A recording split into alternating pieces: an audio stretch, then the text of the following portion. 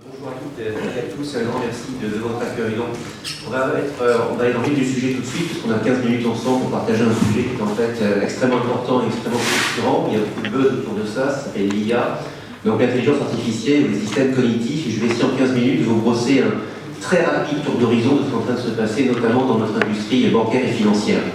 Alors, est-ce que vous avez envie de dire, pour être transparent, le premier point que je voulais aborder avec vous, c'est que, en termes de conviction, ne croyez pas que c'est simplement un buzz, même s'il y a du buzz, je ne le nie pas, je dis simplement que le sujet qui est face à nous est un sujet qui est structurel, qui est en train de transformer, ça ne fait que commencer tout ce qui nous entoure.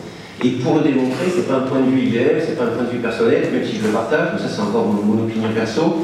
Simplement, j'ai choisi deux exemples pour vous illustrer mes propos. Celui de droite, en fait, c'est un extrait qui vient de Davos, il y a un an, qui déjà précisait, et j'ai pris la quote, je l'ai copié-collé, je n'ai pas touché un mot, qui disait déjà que nous sommes rentrés dans ce qu'ils appellent la 4e révolution industrielle. Et dans ce cadre-là, comme toute révolution industrielle, elle n'est pas la résultante d'un seul driver technologique, c'est 4 drivers technologiques qui, combinés ensemble, provoquent une révolution, et l'IA est l'un de ces 4 drivers qui fait qu'effectivement nous sommes face à un changement qui est structurel, qui change les modèles. Le deuxième point qui est extrêmement important, c'est la revue de gauche qui s'appelle la revue Wire, pour les gens qui ont vécu aux États-Unis, qui ont travaillé là-bas. C'est une revue qui est plutôt West Coast, plutôt techno, et qui résume en 4 mots ce qui est en train de se passer. Et le titre du magazine, c'était La fin du code. Et si je dois faire court aujourd'hui, pour synthétiser ce qui est en train de se passer, c'est qu'on passe d'un monde de programmation à un monde d'apprentissage. C'est-à-dire le monde qu'on a connu ensemble depuis 80 ans est un monde d'exécution où, quelque part, fondamentalement, l'informatique a exécuté ce que les gens du business voulaient. Je fais très court et synthétique. Le monde où on va, c'est un monde où vous, hommes et femmes de métier, vous allez passer du temps avec une machine qui, d'une certaine manière, incorpore une certaine intelligence en natif et va apprendre de vous, va apprendre par vous à faire quelque chose. Et d'une certaine manière, elle va acquérir une certaine autonomie dans ce qu'elle va faire.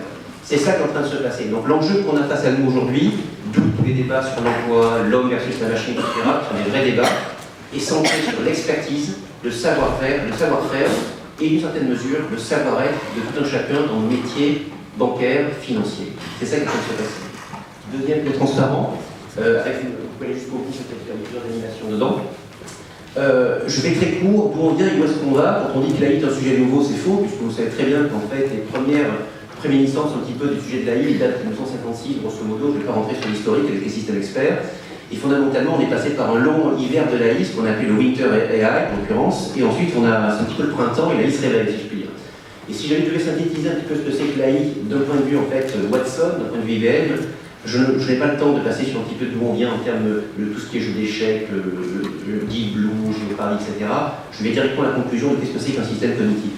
Un système cognitif, c'est un système qui fondamentalement a 3 caractéristiques majeures. La première caractéristique, c'est qu'il comprend ce que vous faites et ce que vous dites.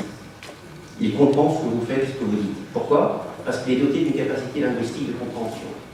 La deuxième caractéristique, c'est qu'il ingère un contenu d'information sans aucune limite, alors que nous sommes tout un chacun, par définition, limité dans nos capacités d'ingestion, c'est le propre de l'être humain. Ce système-là ingère, d'un point de vue quantitatif, une masse d'informations structurées et non structurées, qu'il lit, qu'il comprend, et avec lequel finalement il est capable d'interagir et de répondre à des questions ou de proposer des suggestions par rapport à un sujet qui lui est posé. Et la troisième caractéristique qui est majeure, qui fait en fait un vrai changement par rapport à ce qu'on a connu depuis maintenant, encore une fois, un siècle dans le domaine technologique et du business, c'est qu'il apprend. Il apprend via un système de machine learning, de deep learning. C'est-à-dire que chaque minute que vous passerez avec lui, ou avec elle, je ne sais même pas encore le sexe de Watson, c'est un système qui va apprendre de vous, et qui donc va s'améliorer. Et ça, encore une fois, ad vitam aeternam, sauf à le débrancher. Donc voilà un petit peu ce qui est face à nous aujourd'hui, et dans le domaine bancaire et financier, sachez que le secteur de finance et avec le domaine de la santé, l'un des 2 secteurs clés dans lequel la pénétration du cognitif est la plus forte au jour d'aujourd'hui dans le monde entier.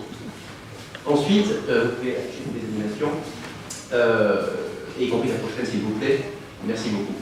En fait, aujourd'hui, en termes de patterns sur lesquels nous travaillons dans le monde bancaire et financier, il y en a 4. Le premier domaine, c'est l'engagement, la découverte, le processus de décision, l'exploration. Un mot sur chacun d'entre eux. On est en train de transformer complètement ce qu'on appelle la client expérience. Beaucoup d'entre vous travaillent sur tout ce qui est digital, expérience client, front office, tout ce sujet, omnicanal, parcours client, tout ce sujet. Fondamentalement, on est à la fin et je vois chez tous mes grands clients, à la fin de ce qu'on a connu en termes de UX et de UI, c'est-à-dire d'interface utilisateur et d'expérience client. Pourquoi? Parce qu'on va vers des interfaces clients naturelles. D'où tout le développement autour d'Amazon avec Alexa, d'où tous les développements qu'on est en train de mener en France auprès de grands clients.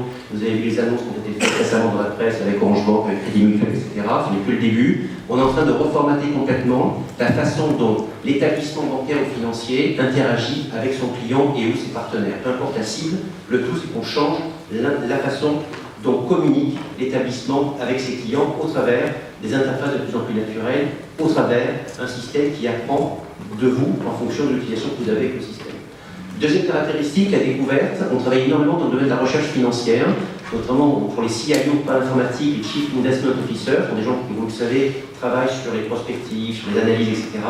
Et ces gens-là, ils ont un challenge qui est entre autres de pouvoir comprendre sur une masse d'informations qui est colossale, sur une masse de drivers qui est absolument énorme, de tirer un insight qui leur est utile pour pouvoir effectivement donner des positions, des points de vue, des avis sur les devises, les plages géographiques, etc.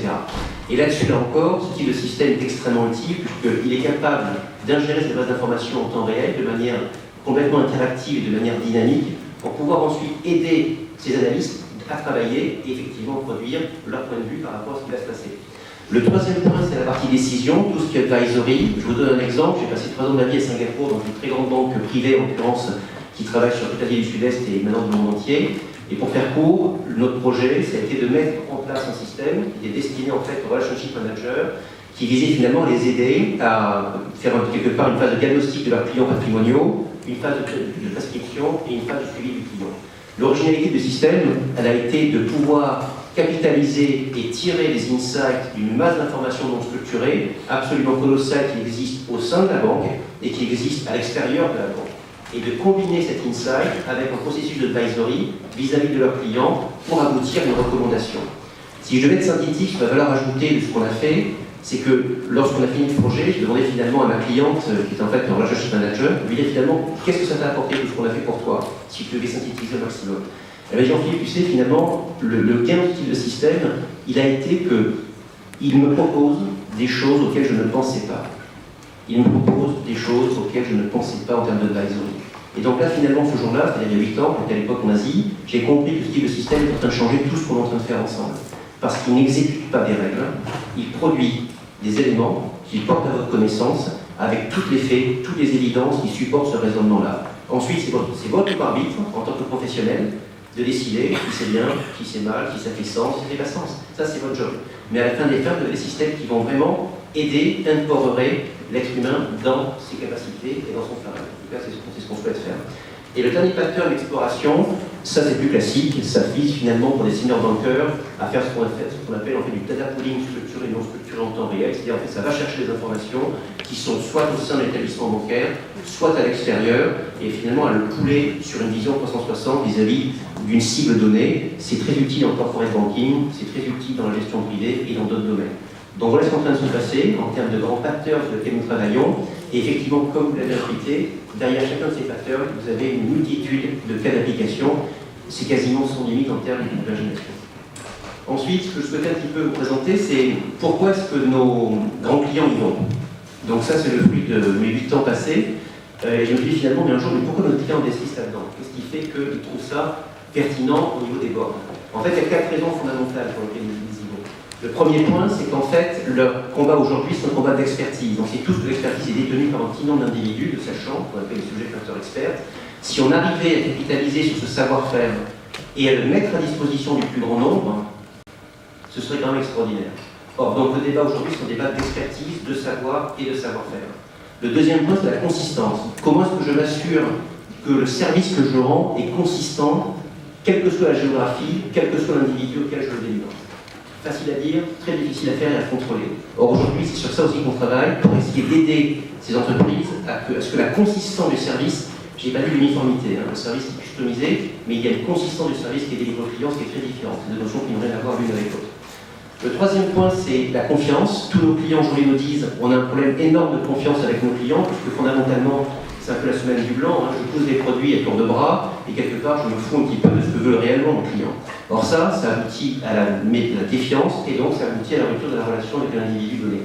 Ce qu'on veut faire à tout prix aujourd'hui, c'est rétablir un climat de confiance, et l'une des façons de le faire, je dirais que c'est la seule, l'une des façons de le faire, c'est de travailler avec un système qui enfin pourra vous dire pourquoi est-ce que vous pensez que cette recommandation financière est réellement bien pour vous. Ensuite, que vous partagiez ou pas le rationnel, c'est un autre débat. Mais au moins, je commence à bâtir une relation qui est basée sur des faits, des évidences, un rationnel que je suis enfin capable d'expliquer à quelqu'un pour expliquer effectivement pourquoi est-ce que je pense que c'est bien pour lui. Et le dernier point, je l'ai un petit peu évoqué, c'est l'expertise, le partage du savoir, qui est fondamental et qui est derrière tous les projets que l'on mène aujourd'hui. Et ensuite, j'ai un dernier transparent qui a fait une petite vidéo que je trouve moi très sympa. Alors, hormis le fait que je la trouve très sympa, vous en serez juge ou pas, hein, ça vous regarde. Je l'ai choisi parce que ça vous montre deux choses. La première chose, c'est qu'on parle beaucoup, à juste raison, depuis maintenant 10-15 ans, des digital natives, donc cette fameuse génération qui est née avec les iPads, les iPhones et qui change de comportement, ça on connaît tous l'histoire. Je pense qu'effectivement, penchons-nous maintenant sur ce qu'on pourrait appeler les cognitive natives.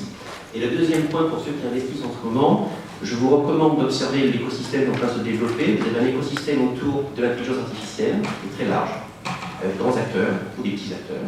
Vous avez un écosystème autour de l'Internet des objets qui se développe à une vitesse grand V, qui finalement porte, au sens propre du terme, l'IA de plateformes cognitives. C'est-à-dire qu'en fait, ce monde-là va porter, incorporer, intégrer une intelligence au sein d'objets autour de vous. Le Gartner estime à 6 milliards d'objets qui porteront une intelligence fin 2018, c'est dans un an, 6 milliards d'objets connectés.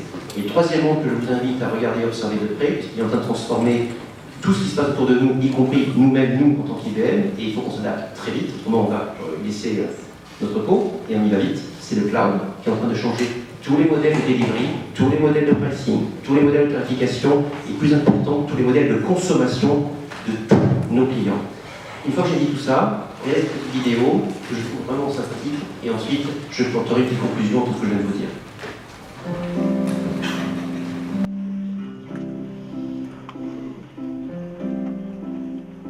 Hi, my name is Lily. Hi, Lily. Nice to meet you. How far is the moon? The moon is about 250,000 miles That's from a Earth lot. on average. What is 2 plus 2? 4. Awesome job, Grayson. What is the speed of light? The speed of light is 186,000 miles per second. Can you count to 6? 1, 2, 3, 4, 5, 6. Super. Tell me a knock-knock joke. Knock knock. Who's there? Lettuce. Letters who? Lettuce in. It is freezing outside. My favorite color is orange. Okay, I'll try to remember. Your favorite color is orange. See you later, alligator. A wild crocodile. Tell me a story. How about we make a story together? Donc voilà un petit peu la vidéo que je souhaitais vous montrer, qui je trouve assez sympathique et qui, je l'espère, vient illustrer également ce que je vous ai dit en préambule de la présentation, c'est quand on dit que ça va tout changer, ça change tout, puisque ça part du processus éducatif de nos enfants, ce qui est juste capital, c'est le point de départ. La dernière chose que je vais vous dire, cette phrase n'est pas de moi, je ne compris jamais quelque chose qui n'est pas de moi, je dis toujours les choses factuellement avant, et cette phrase est très jolie, je pense qu'elle illustre bien ce qui est en train de se passer, ce qui va se passer. Il y a quelqu'un qui avait dit que finalement l'IA sera pour nos cerveaux ce que la vapeur a été pour le corps de l'être humain. Et je pense que cette phrase est très vraie dans ce qui va se passer. C'est une transformation majeure. Un grand merci de votre attention, de votre temps, de votre invitation.